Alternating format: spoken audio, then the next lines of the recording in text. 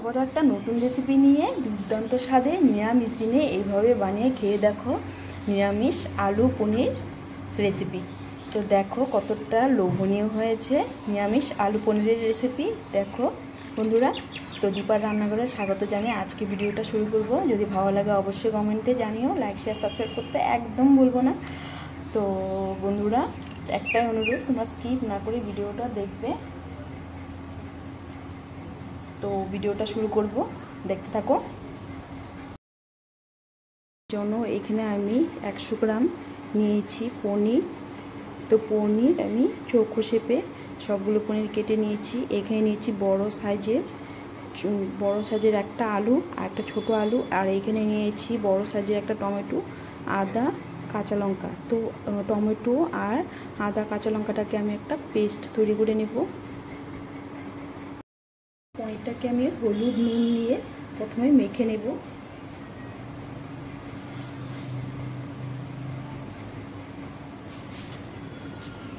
তো ভালোভাবে আমি পনিরটাকে মাখিয়ে নেব হলুদ নুনের সাথে। তো জাস্ট জমে যায় এইভাবে পনির রেসিপি বানালে নিরামিষ দিনে। তো হয়ে গেছে হলুদ নুন মাখানো। স্টিকের একটা কড়াই বসিয়ে দিয়েছি, দিয়ে দিব তেল। প্রথমে পনিরটাকে আমি ভেজে নিব।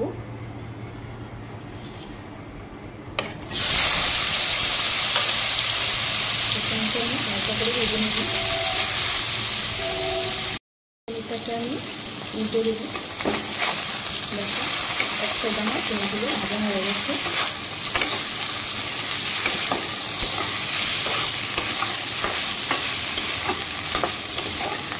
পনিরটাকে আমি তুলে নেব। পনির ভাজা তেলে আমি আর একটু তেল এড করে দিয়েছি। তো দিয়ে দেবো ফোড়নে গোটা জিরে, সাদা জিরে, আর দিয়ে দেবো এখানে টুকরো করা আলু।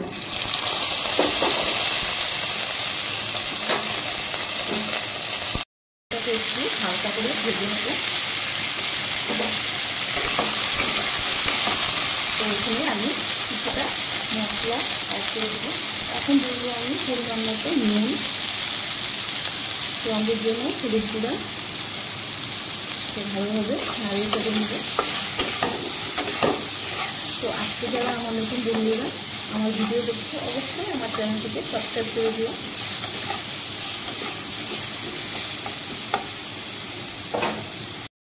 আমি টমেটো, আদা আর কাঁচা লঙ্কার পেস্ট।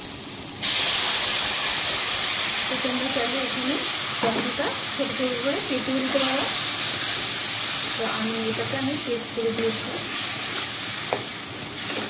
তো এখানে আমি কিছুটা মশলা অ্যাড করবো, দিয়ে দিব ধনের গুঁড়ো আর জিরার গুঁড়ো।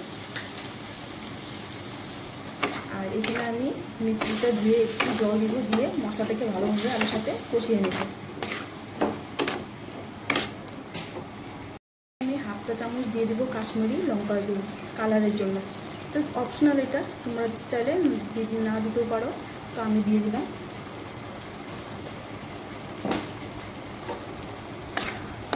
একটু নাড়িয়ে চাড়িয়ে মশলাটাকে ভালোভাবে কষিয়ে নেব।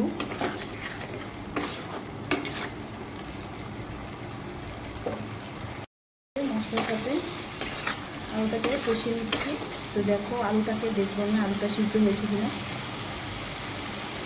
তো একদম আলুটা সিদ্ধ হয়ে গেছে আমার মশলার সাথে।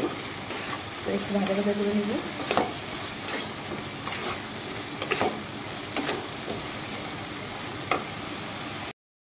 দেখো মশলাটা আমার প্রায় কষানো হয়ে গেছে। তো এখন আমি দিয়ে দিব পনির ভেজে রাখা। পনিরের সাথে আমি হালকা একটু মশলাটাকে কষে নেব।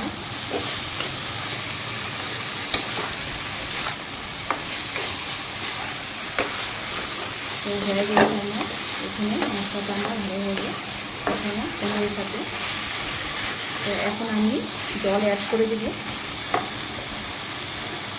তো আমি এখানে ফুটন্ত গরম জল আমি অ্যাড করব।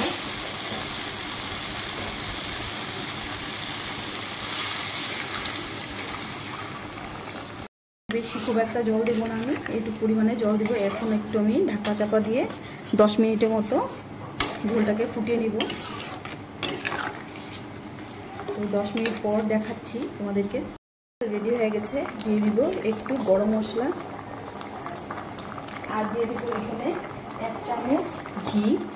তো নিরামিষে ঘি পড়লে স্বাদ আরও বেড়ে যায় দ্বিগুণ। কতটা সুন্দর লোভনীয় হয়েছে আলু পনির নিরামিষ রেসিপি। দেখো নিরামিষ দিনে এইভাবে বানিয়ে দেখতে পারো, খুবই দারুণ হয়। তো এখানে আমি এতটুকু গ্রেভি রাখবো, তো নামিয়ে নিব। তো আজকের জন্য ভিডিওটা আমি এখানেই ছাড়বো। টাটা, আবার নেক্সট ভিডিওতে দেখা হবে।